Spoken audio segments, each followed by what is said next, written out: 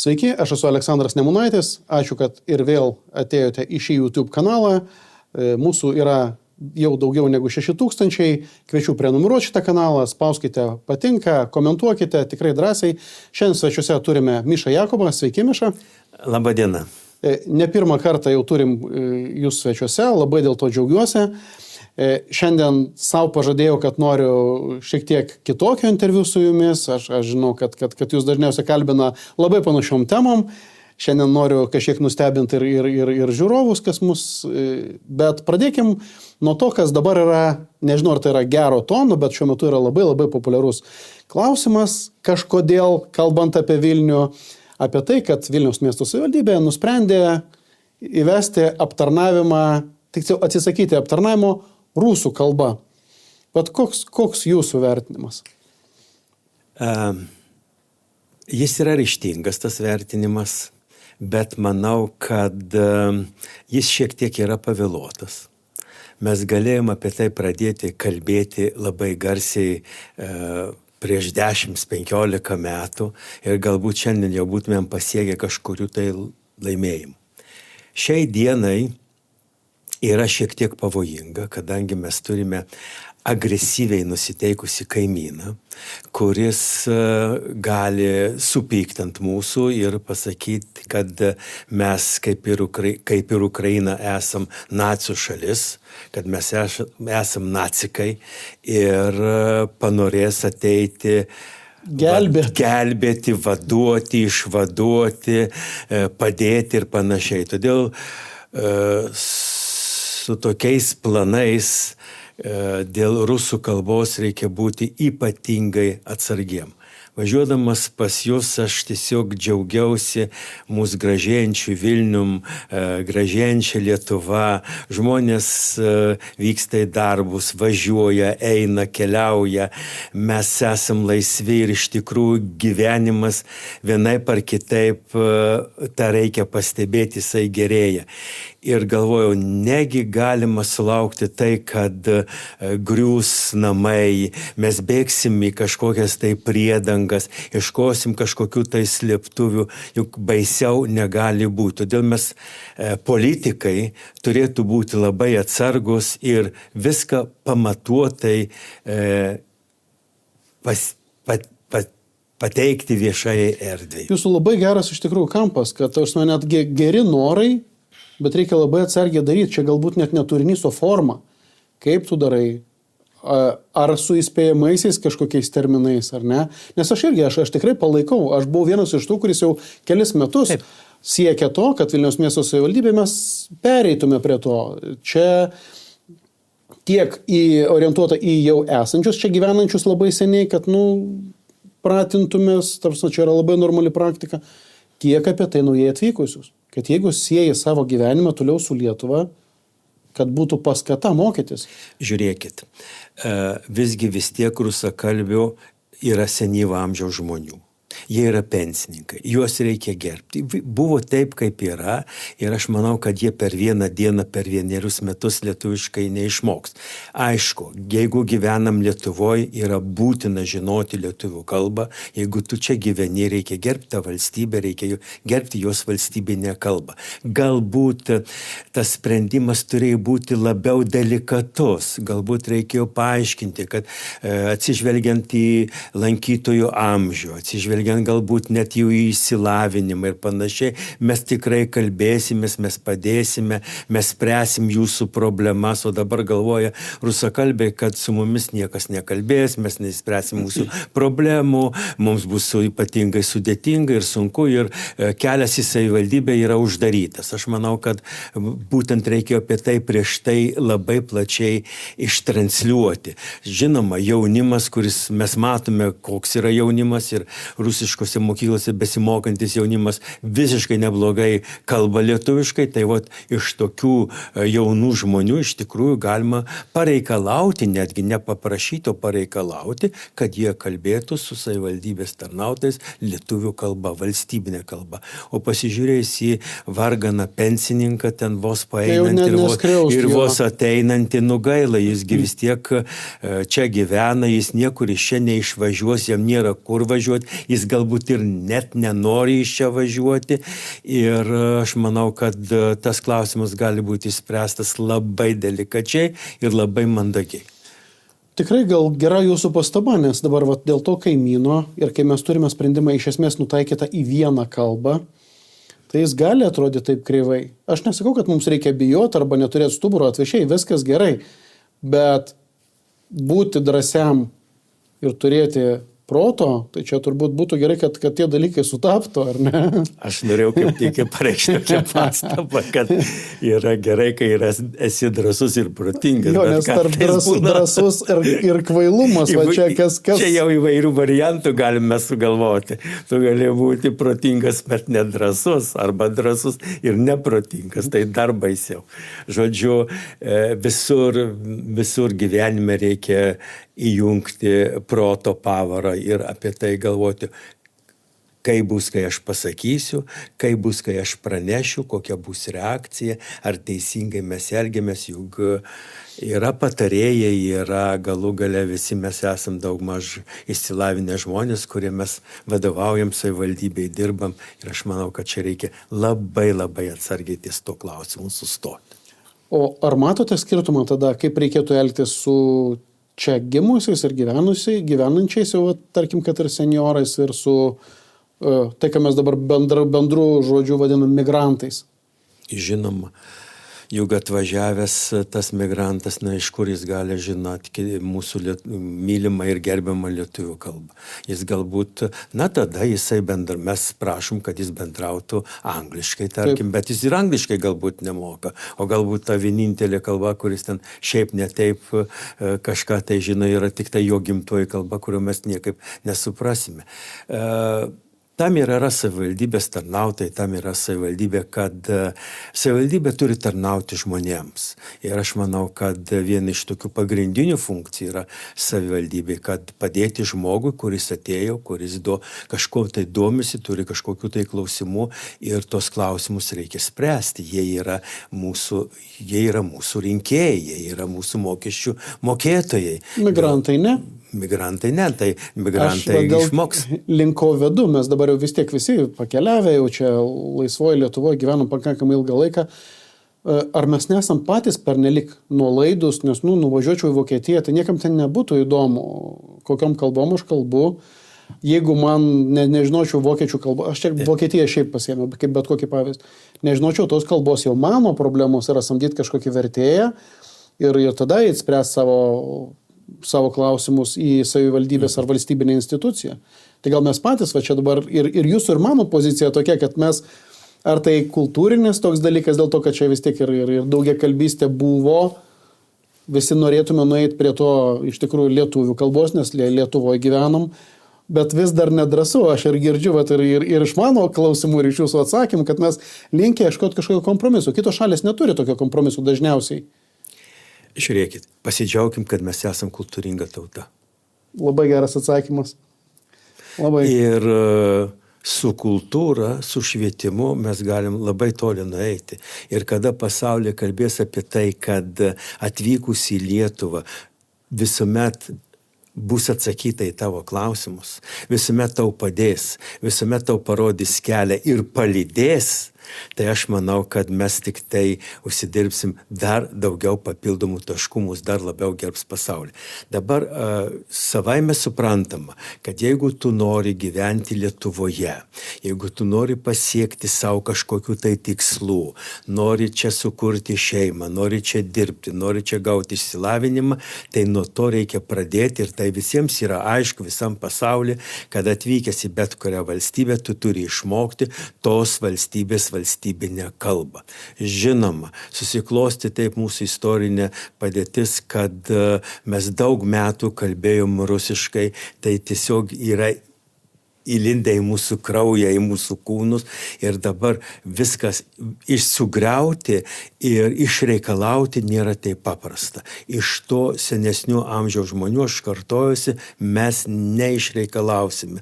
Ir kitas dalykas, galbūt išsilavinęs žmogus tiesiog gėdėsi kalbėti tą mūsų lietuvių kalbą, nes jis jaučia, kad jis kalba netaisyklingai, negražiai ir rėžia ausį. Ir tai yra tam tikras tikras stabdys. Žiūrėkime, ar mes laisvai kalbam angliškai. Ne visi juk mes. Ir tai yra, pavyzdžiui, aš ne ypatingai moku anglų kalbą, ar ne?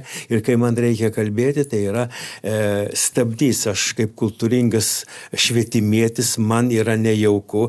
Ir aš galvoju, tas žmogus supras, kad aš esu neišsilavinęs, kad aš kažkaip tai iš kažkur tai išlindęs iš urvo ir panašiai. Čia irgi yra tokie psichologiniai momentai. Galbūt to žmonės ir stabdo.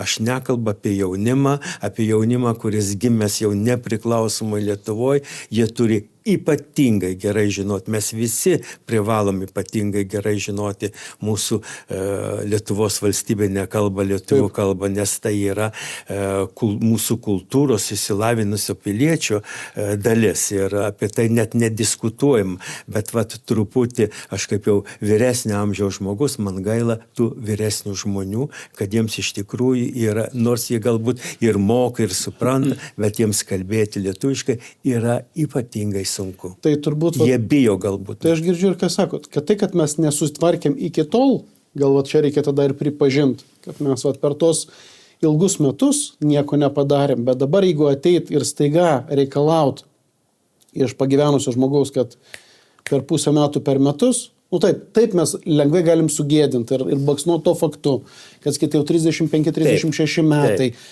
kodėl neišmokai, bet faktas yra faktas.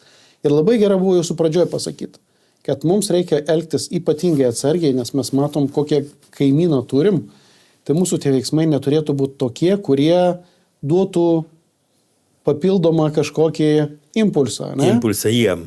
Taip. Gerai, aš tokią ilgesnę pradžią padariau, nes aš žinojau, iki ko aš noriu davęs šitą pokalbį. Tie, kas nežino, tai Miša Jakobas buvo ilgametis mokytojas ir direktorius. Tai, ką mes vadinam žydų mokykla. Tai vat, man labai patiko faktas, kad pradžioje tai buvo rusų kalba dėstoma šitoje mokykloje. Teisingai aš suprantu? Absoliučiai. Bet įvyko konversija, kad kažkada, nežinau, įdomu, kad jūs ir papasakotumėte tą istoriją, kad perėjot prie toj pačioj mokykloj, prie mokymosi lietuvių kalba. Teisingai, tai kaip įvyko ta konversija, kas čia sugalvojo, kuriais metais tas dalykas įvyko, nes man tai yra, irgi iš karto pasakau, tai yra geras pavyzdys, link ko mes galėtume po biškutuką ir judėti. Na, kaip žemaitis, kaip žydas, kaip Lietuvos patriotas, viską sugalvojau aš. Žinot, direktorius yra ne vien tik tai tam, kad būtų direktorius. Direktoriui rūpi vaikų likimai. Ir aš puikiai supratau, kad pasirinkimo galimybės toliau ką daryti baigus mokyklą su rusų kalba toli nenužengs. Nes jau tada tas specialybių pasirinkimas rusų kalboje buvo labai ribotas, labai siauras ir panašiai. Ir tai, kada tu seki, kada mes pradėjom sekti nepriklausomos Lietuvos kelią, jos pradžią, aš puikiai supratau, kad mes iš tikrųjų eisim tai, kad viskas bus kalbama ir rašoma ir aiškinama lietuvių kalba. Ir aš perėjau prie to, įtikinau tėvus, rusakalbius tėvus, man buvo ypatingai sunku. Taip. Ir vadino mane ir žemaičių, ir mužikų, ir ko tik tai norit, bet tas žemaitiškas brūkšnelis, žydiškas užsispyrimas davė rezultatų, buvo nelengva, nes tiesiog jau buvo vaikai atsimokę 4-5 metus rusiško dėstoma kalba ir aš sakiau, mes turime tą žingsnį žengti, padėsim visom išgalėm, mokytojų kolektyvas buvo tam pasiruošęs, mes sprendėm viską kartu, kad mes turim padėti savo vaikams galvoti apie jų ateitį ir tai bus platesnis pasirinkimo specialybės ir mes tuo keliu nuėjom ir šiandien, praėjus daug metų nuo to žingsnio, kurį mes padarėm, šiandien džiaugiuosi, kad matydamas savo vaikus, kurie baigė Šolomo Aleichemo gimnaziją, jie yra sėkmingi, jiems viskas puikiai sekasi ir bedarbių nėra.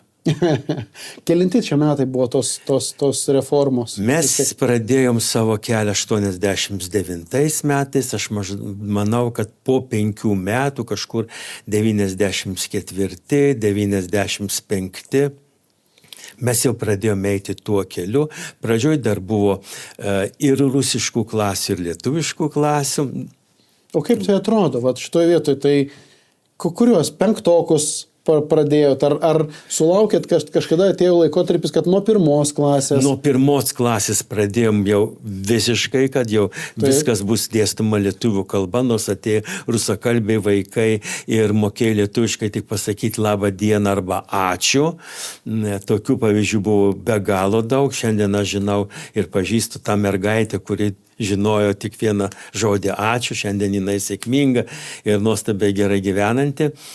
O šalia vyresniem tiesiog irgi taip pat buvo pasirinkimas. Dar leidom pasilikti rusiškoje klasėje, arba tie, kurie norėjo perėti, buvo paralelė, lietuviška ir rusiška, žodžiu, bet buvo tiesiog tokia laimė teko, kad nebeužteko patalpų, mes negyvenom, kur dabar Kraševskio gatvėje yra žydų gimnazija, mes gyvenom ankštuose patalpose ir aš tiesiog išskėčiau rankas ir pasakiau tėvams, aš nebeturiu galimybių daryti 2 klases, 2 pirmas, 2 antras, 2 trečias, gali būti tik tai 1 klasė ir jinai bus lietuviška.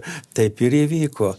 O tai jums reikėjo su kažkuo derinti? Ar čia vienasmenis sprendimas? Ne, jokių būdų, aš vienas negalėjau tą daryti. Aš nežinau, aš dėl to klausiu, geriau pasiklausti. Aš visada mėgstu ten, kur abejoji, nevaidint žinančio, linksint, aš geriau pasiklausiu. Tai reikėjo suderinti tokį dalyką su švietimo ministerija? Mane vietiniai žydai būtų perplėšę per pusę. Ai, tai jūs dar ir apsisaugodamas gavot indulgenciją kitų. Jo, ne, aš tariausi su tėvais, turėjau įtikinti. Ne, o aš kalbu apie švietimo ministeriją. Švietimo ministerija mes buvom pakankamai savarankiški. Aišku, švietimo ministerija sveikino, švietimo skyrius Vilniaus dar buvo, Vilniaus švietimo skyrius tada dar buvo, irgi sveikino tą mano žingsnį ir tiesiog palaikė labai ir padėjo labai. Aš niekada negaliu pasakyti, kad tiek Vilniaus miesto valdžia, tiek respublikinė valdžia, kad kada nors man pareikštų kokias tai pretenzijas, kad galbūt jūs taip darykit ar anaip darykit. Tikrai džiaugiasi mūsų tai, kad yra Vilniuje žydų gimnazija, tai kad iš tikrųjų Lietuvoje atgimė žydų mokykla. Tai tokį palaikymą mes turėjom visada ir man buvo miela, lengva dirbti, kada tu jauti, kad už nugaros yra valdžia, kuri tau padeda ir tave palaiko. Nes tada viskas buvo, viskas šviežia, viskas iš naujo, viskas nauja. Tai tiesiog buvo. Tuo metu aš dirbau su dideliu patosu ir man buvo labai gera ir lengva dirbti. Nes man patinka šitas pavyzdys, aš pats esu baigęs rusų mokyklą, aš to neslepiu, tas netrukdo man kalbėti lietuviškai, patys galite vertinti mano lietuvių kalbą, aš daug kalbu, bet ne visi mano klasiokai taip kalba. Taip. Ir tas dalykas, kad dalis turėjo norą išmokti, bet dalis kažkaip to nepačiupo. Ir aš čia, nežinau, nenorėčiau išvest proporcijų, bet aš matau, kad toli gražu ne visi. Tai mano klausimas toks, ar jūs pats dabar galvotumėt, vis tiek jau nebedėstot, nebesat kilos direktorius, galit net retrospektyviai pasižiūrėti tos sprendimus. Ar manot, kad Lietuva, ar ten konkrečiai gal Vilnius, Klaipėda, čia tokie maišyti miestai, turėtų kažko pasimokyti iš jūsų pavyzdžio ir eit panašių kelių, kad galiausiai bent jau valstybinių mokyklų tom kitom kalbom nebeliktų? Žiūrėkit, kad išmokti, lietuvių kalba nėra lengva kalba. Sutikim. Taip. Dar priklauso nuo žmogaus gabumo. Jūs iš tikrųjų, leiskit jums pareikšti komplimentą, gražiai kalbat lietuviškai, mes esam kolegos ir mes dirbam kartu. Ir aš niekada nebūčiau pasakęs, kad jūs esat baigęs rusų mokyklą. Jūs kažkada man tik tai paminėjot, kad aš baigiau rusų mokyklą. Taip, kad ir kalbos mokėjimas priklauso ir nuo gabumų. Kiti ir labai norėtų, tiesiog, nes jie yra matematika, jie yra fizika, tiksliukai jie yra, jiems yra sunkiau. Ir tai taip pat reikia pripažinti. Bet tas matematikas ir tas tiksliukas supranta, kad jis neteisingai kalba, kad jis daro labai daug klaidų arba nedaug klaidų, bet vis tiek jį kausto. Kada mes išsilavinę, kultūringi žmonės patapšnosim per petį ir sakysim tam jaunam žmogui, tam vyresniam žmogui, viskas yra tvarkoj, bet mes pastebim, kad jauna, viskas yra tvarkoj, nesijaudink, kalbėk, aš palaikysiu tave, tu paklausyk, aš tau pataisysiu tavo vieną kitą klaidą, viskas gautųsi kuo puikiausiai. Dabar tas mano pavyzdys, aš buvau vienas iš tų, kuris iš rusakalbės mokyklos perėjo į lietuviakalbę mokyklą. Ir aš drąsinau savo kolegą, savo mokyklų direktorius, sakysim, tautinių mažumų, ir rusų mokyklų, ir lenkų mokyklų. Nebijokit jūs to eksperimento, galbūt galite eiti kitų kelių, galbūt yra kitas kelias, nebūtinai eiti tuo keliu, kaip ėjo žydų gimnazija, tarkim, aš žydų mokyklą tada. Bet kad tai reikia daryti, kad tai yra būtina daryti, kad tai dėl vaikų ateities, visada tą kalbėjau ir visada dabar sakysiu, kad lietuviška mokykla yra lietuviška mokykla su lietuvių dėstoma kalba ir tai yra vien tik tai, mes norim, kad kitataučiai integruotųsi į mūsų Lietuvos gyvenimą, kultūrą, švietimą, socialinę aplinką ir panašiai. Ir aš visada linkęs netgi pasidalinti tą patirtim, kurią dabar aš dar turiu ir galiu, tarkime, praktikoje padėti. Tai gal po šios laidos sulauksit skambučio? Mielai padėsiu, nes visi žino, kad aš niekada neatsisakau. Jeigu aš būsiu kam nors įdomus ir dar reikalingas, kodėl ne. Žiūrėkit, nereikia painioti švietimo su politika. Politika yra vienas dalykas, o vaikų gerovė, vaikų ateitis, vaikų išsilavinimas yra visiškai kitokie dalykai. Mes kalbam apie tai turbūt, kad tiesiog baigęs tą pačią lietuvių mokyklą, tu turi geresnę startinę poziciją gyvenime. Ypatinga. Taip, tu nenori, būsi priverstas bendrauti, išmoksi rašyti, nežinau ar be klaidų, bet bent jau, tarkim, darant mažiau klaidų, tai reiškia, galbūt tau bus tada priimtinas ir prieinamas ofisinis darbas, nebūtinai juodasis darbas, vėlgi nereikia to bijot, bet tiesiog pasirinkimas didesnis bus. Teisingai? Taip. Dabar žiūrėkit, dar vienas toks mano pastebėjimas. Na, grįžkim prie rusų tautybės žmonių, kurie gyvena čia Lietuvoje. Mano giliu įsitikinimu, mes visiškai neblogai visi gyvenam. Ne tik žydai, lietuviai, bet ir rusų tautybės žmonės, ir kitų tautybių žmonės visiškai neblogai gyvena. Tai aš manau, ir turi ir kažkur tai sodybas, ir kažkur tai ir gali laisvai keliauti, ir niekas neklausinėja, nei kur, nei kaip, nei kodėl.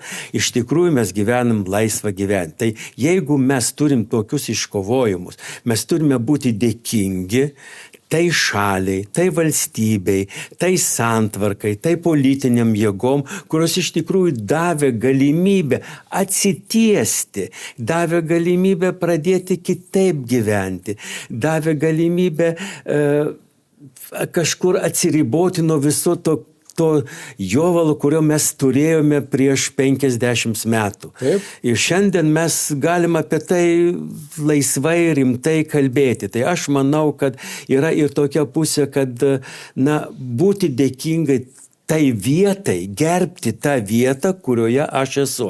Jeigu aš gerbiu tą vietą, kurioje aš esu ir iš tikrųjų aš toje vietoje neblogai gyvenu ir galiu pragyventi, ir galiu keliauti, susitaupyti, išvažiuoti ir panašiai, tai noriu ar nenoriu, aš turiu irgi atiduoti kažkokią tai duoklę tai valstybei. Ir ta duoklė yra kalba. Taip yra Izraelyje, taip yra kiekvienoje valstybėje. Be valstybinės kalbos, be hebrajų kalbos, tu gali atvažiuoti su 2 moksliniais laipsniais, tu gali būti buvęs, sakysime, Rusijoje geriausių specialistų, geriausių chirurgų, žymiausių mokslininkų, bet jeigu tu nemokėsi pasakyti paprasto sakinio, nemokėsi paaiškinti, kas tu toks esi ir nemokėsi kalbėti apie savo specialybę, tu neturi tiesiog šanso eiti toliau ir gyventi taip, kaip tu kad norėtum gyventi. Tu turi pasirinkti paprastą gyvenimo būdą. Va, ką aš noriu pasakyti. Išgirdau ir ačiū. O dabar, jeigu visgi pabandytume atsiriboti nuo konkrečių netgi tautybių, bendresnis toks klausimas, bet vis tiek, tautinių mažumų mokyklose, ir viską dabar jau net nesvarbu kokios. O tai koks yra prioritetas? Ar visgi reikėtų išlaikyti kažkokį tautinį identitetą? Nes taip mes visi kalbu apie tai, kurie čia gimė, kuriems čia visiems yra tėvynė, visi Lietuvos piliečiai darom prielaidą, bet tautybė vis tiek yra kitokia, arba ten nelietuvis, ir jie ten kalba namuose kitą kalbą. Mokykla irgi kai kuriems yra smagu turėti kitą kalbą. Tai kiek svarbu išlaikyti kažkokį tautinį identitetą nuo to, kad pilnai integruotis. O gal yra suderinami dalykai? Arba vienodo prioriteto? Va, žinot, klausimas labai sudėtingas ir sunkus. Bet vėl grįžkime prie to pačio man gerai pažįstamo Izraelio, ne? Taip. Atvyko 1 milijonas rusakalbių, ar ne? Ar yra Izraelyje rusų mokyklų? Nėra. Nėra? Nėra. Aš nesu buvęs Izraelyje, nors buvau gavęs pasiūlymų. Reikia. Aš turiu pasiūlymų ir turiu draugų, kurie kviečia atvykti. Tai aš tada tokį klausimą keliu. Ar yra Izraelyje rusų mokyklų? Nėra. Taip, jie kieme su draugais, jie mokykloje galbūt koridoriuose, jie su tėvais kalba rusiškai ir taip toliau. Bet rusų mokyklų Izraelyje nėra. Ar yra Čekijoje rusų mokyklų? Nežinau. Ar yra Vengrijoje rusų mokyklų? Turbūt nėra. Turbūt nėra. Reiškia, jeigu aš atvažiuočiau dabar, sakykime, jauna šeima sugalvoja atvažiuoti į Čekiją, gyventi tenai. Prašau, atvažiuoji, visą kitą, taip toliau panašiai. Kas su tavim daro? Eini mokytis kalbos. Išmoksti 1,5 metų, tave patikrina, praegzaminuoja, mato, kaip tu įsisavina šiek tiek ir panašiai, tada pasiūlo tau toliau galbūt mokytis. Viskas su jumis tvarkoja, viskas yra gerai, pamėginkit toliau eiti į aukštesnius kursus, į aukštesnį lygmenį ir tada mes galvosim apie tai, kad jūs galite dirbti toliau savo mėgiamą darbą.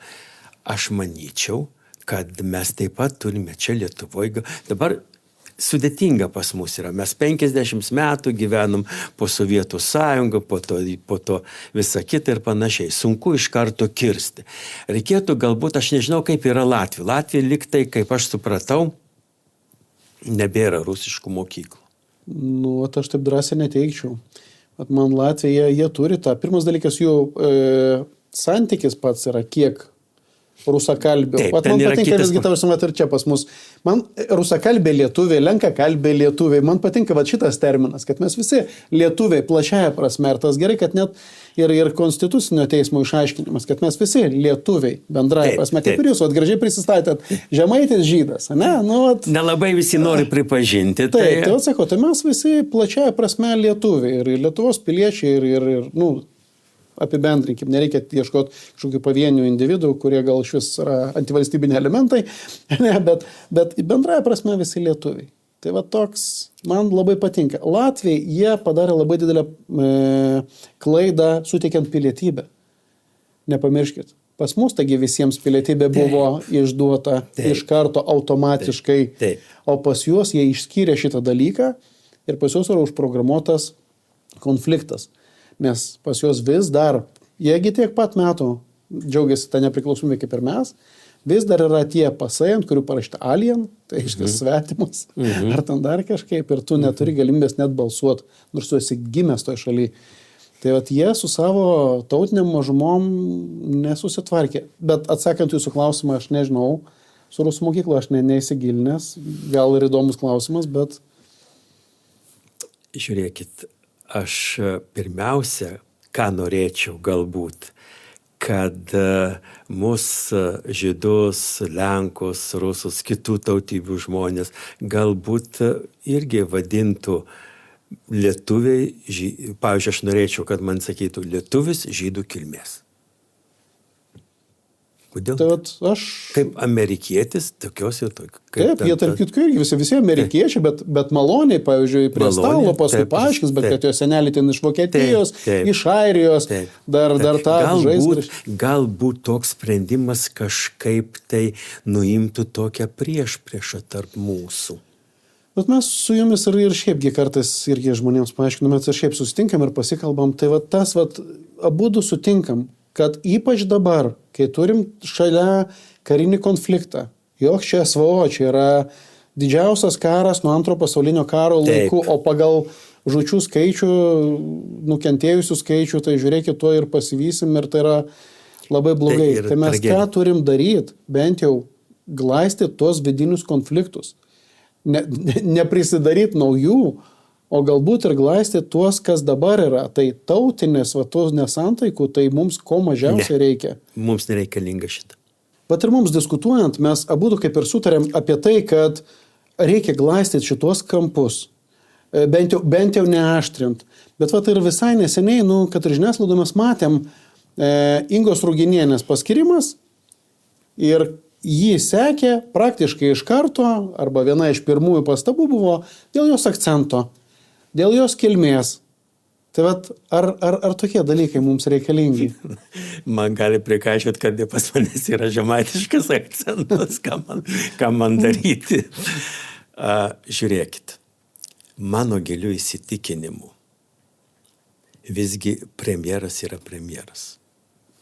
Prezidentas yra prezidentas. Ministras yra ministras.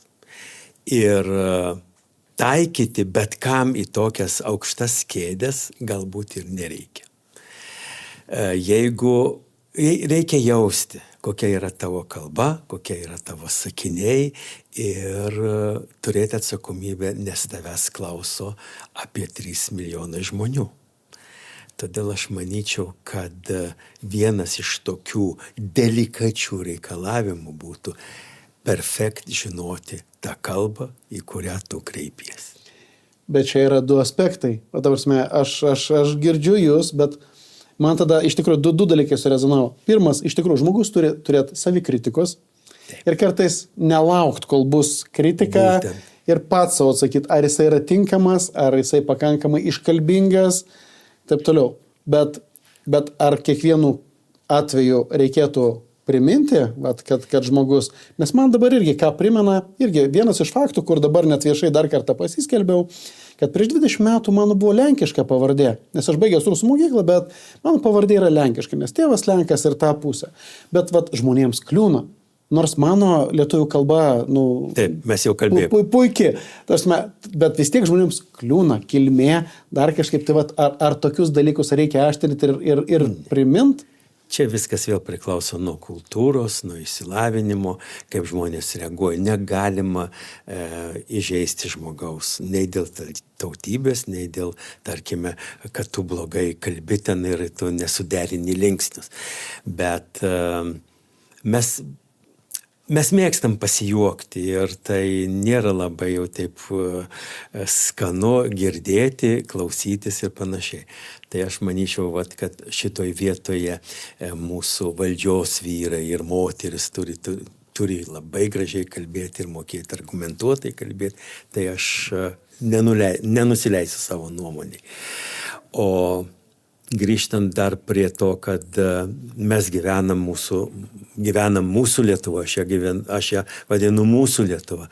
Ir iš tikrųjų, vėl grįžtant prie to, prie nemažos problemos, puikiai žinoti lietuvių kalbą, reikia nenumoti ranką, reikia stengtis ir galvoti apie tai, kad vis tiek tave klauso, vis tiek tave klaus. Tu turėsi kažkam tai aiškinti, kažkam tai sakyti ir tavo kalba turėtų būti neprikaištinga. Žinoma, valstybės, savivaldybės pareiga, įsipareigojimai padėti, kad jaunoji karta, sakysime, vidurinioji karta iš tikrųjų tą kalbą mylėtų, puoselėtų ir ją naudotų. Arba kaip minimum dar turėtų galimybę jos išmokti, jeigu yra toks noras. Taip. Tarkim, kažkas pavėlavo, nežinau, kad ir baigęs kitą mokyklą, arba atvykęs. Irgi dabar turimgi ir maišytų šeimų, ir arba grįžusių iš užsienio. Ir aš tikrai pažįstu, kur lietuviai grįžta atsiveždami į Lietuvą kitos šalies pilietį. Tai sudarykime sąlygas, džiaukimės, jeigu iš tikrųjų protingi žmonės renkasi Lietuvą kaip savo Taip. Gyvenimo šalį, jie, ypač jeigu tai yra maišytos šeimos, reiškia vienas iš lietuvių, džiaukimės, kad mus pasirenka, reiškia iš visų šalių pasaulyje, žmonės pasirenka čia gyventi ir jeigu yra lojalų šaliai, linkę integruotis, aš apie tokius kalbu, nekalbu apie tam nelegalus arba nepagarbus. Nelegalai yra nelegalai. Taip, ieškokime gerų pavyzdžių. Taip. Tai aš linkęs jiems padėti, mūsų požiūris turi būti, aš visiškai jums pritariu, nepasijuokti, o paskatinti, padrasinti. Žmogus tada drąsiau, man atrodo, ir išvažiuoja. Žinoma, ir jam padėti. Ir kitas dalykas, kita vertus, kultūringas žmogus, išsilavinęs žmogus, jeigu atvažiuoja į kitą valstybę, tai aš manau, daugelis iš jų nori ir siekia kalbėti tą kalbą, kurioje valstybėje jisai gyvena. Ir jis tada turės ir geresnį, ir puikesnį, ir turtingesnį gyvenimą. Nereikės ten, sakysim, dirbti kažkokiu tai techniniu darbuotoju. Puiku. Gražiai mes užbaigiam. Ir palinkėkim visiems kuo geriausias kloties, išmokti mūsų sunkią, gražią, turtingą kalbą ir tikėkime, kad viskas bus gerai. Jaunoji karta eina tuo keliu, gerbkime mūsų senyvo amžiaus žmonės, kokios tautybės jie bebūtų, jiems yra sunku.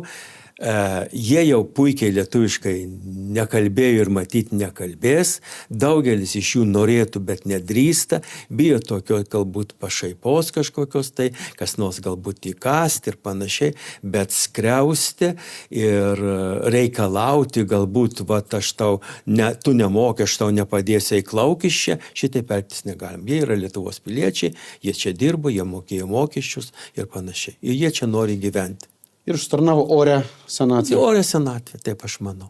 Čia yra atskira žmonių grupė ir su jais reikia atskirai kalbėtis. Vat su jaunimu vėl reikia kitaip kalbėtis. Reiškia, tu nenori, tu galbūt specialiai esi linkęs nesimokyti ir negerbi čia, kur to vieta, kurioje tu gyveni, su tavim kita kalba. Vat su tavim aš tikrai nekalbėsiu, ką darė mokykloje, ką darė tavo mokytojai, kad tu nesugebi suregzti paprasčiausio sakinio arba parašyti paprasčiausias kelias žodžius. Tinginystė arba piktybinė veikla. Arba piktybinė tavo veikla. Aš galiu ją įvardinti kaip piktybinė veikla.